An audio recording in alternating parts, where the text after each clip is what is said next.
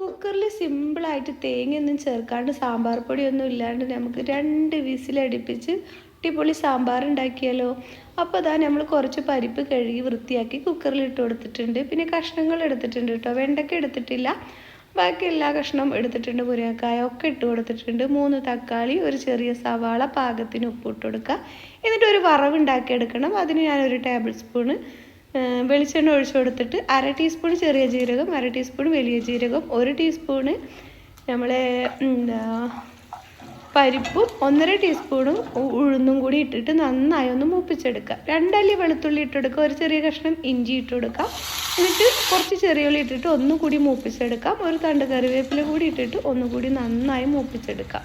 എന്നിട്ടൊരു നെല്ലിക്ക വലിപ്പത്തിലുള്ള പുളി ഇട്ടിട്ട് അതും ഒന്നും കൂടി മൂപ്പിച്ചെടുക്കാം കേട്ടോ. ഇത് കൂടി മൂത്ത് വരുമ്പോൾ നമുക്കിതിലേക്ക് 1/2 ടേബിൾ സ്പൂണ് മഞ്ഞൾപ്പൊടിയും 2 ടീസ്പൂണ് മല്ലിപ്പൊടിയും 1 ടേബിൾ സ്പൂണ് മുളക് പൊടി ചേർത്ത് കൊടുക്കുക. ഒരു 1.25 ടേബിൾ സ്പൂണ് മുളക് പൊടി ചേർത്ത് കൊടുക്കുന്നുണ്ട്. എന്നിട്ട് അതുകൂടി നന്നായി മൂപ്പിച്ചെടുക്കണം കേട്ടോ. ഇത് മൂത്ത് വന്നതിന് ശേഷം നമുക്ക് കുറച്ച് കായത്തിൻ്റെ പൊടി കൂടി ചേർത്ത് കൊടുത്തിട്ട് ഇത് ചൂടാറിയതിന് ശേഷം നമുക്ക് നന്നായി ഒന്ന് പേസ്റ്റ് പോലെ അരച്ചെടുത്തിട്ട് വരാം. ഇപ്പോൾ അത് നമ്മൾ പേസ്റ്റ് പോലെ അരച്ചെടുത്തിട്ടുണ്ട്. ഇനി നമ്മളിത് കുക്കറിലേക്ക് ഇട്ട് കൊടുക്കുകയാണ്. എന്നിട്ട് പാകത്തിന് വെള്ളമൊക്കെ ഒഴിച്ചെടുക്കുക. നിങ്ങൾക്ക് എത്രയുണ്ട് കറി വേണോ അത്രയും വെള്ളം ഒഴിച്ചെടുക്കുക കേട്ടോ. എന്നിട്ട് 2 വിസിലടിപ്പിച്ചെടുത്താൽ മാത്രം മതി, നമ്മുടെ അടിപൊളി സാമ്പാർ റെഡിയാകും. 2 തണ്ട് കറിവേപ്പിലയും കൂടി ചേർത്ത് കൊടുക്കുന്നുണ്ട്, കുറച്ച് കായപ്പൊടി കൂടി ചേർത്ത് കൊടുക്കുന്നുണ്ട് കേട്ടോ. എന്നിട്ട് ഇതുപോലെ അടച്ച് 2 വിസിലടിപ്പിച്ചെടുത്തിട്ടുണ്ട്. അപ്പോൾ അതാ നമ്മുടെ സാമ്പാറിൻ്റെ കഷ്ണങ്ങളൊക്കെ വെന്ത് അടിപൊളി നല്ല കുറുക്കത്തോട് കൂടിയ ചാറന് നമുക്ക് കിട്ടിയിട്ടുണ്ട് കേട്ടോ.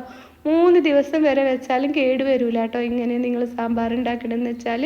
ഇനി നമുക്കിതൊന്ന് താളിച്ചെടുക്കുക കൂടി ചെയ്യാം. അപ്പം നല്ലൊരു റെസിപ്പിയാണ്, എല്ലാവർക്കും ഇഷ്ടമായെന്ന് വിചാരിക്കുന്നു. ഇഷ്ടമായിട്ടുണ്ടെങ്കിൽ ഒന്ന് സബ്സ്ക്രൈബ് ചെയ്ത് സപ്പോർട്ട് ചെയ്യണേ. അപ്പോൾ നല്ല നല്ല വീഡിയോസുമായി വീണ്ടും വരാം. അസ്സലാമു അലൈക്കും.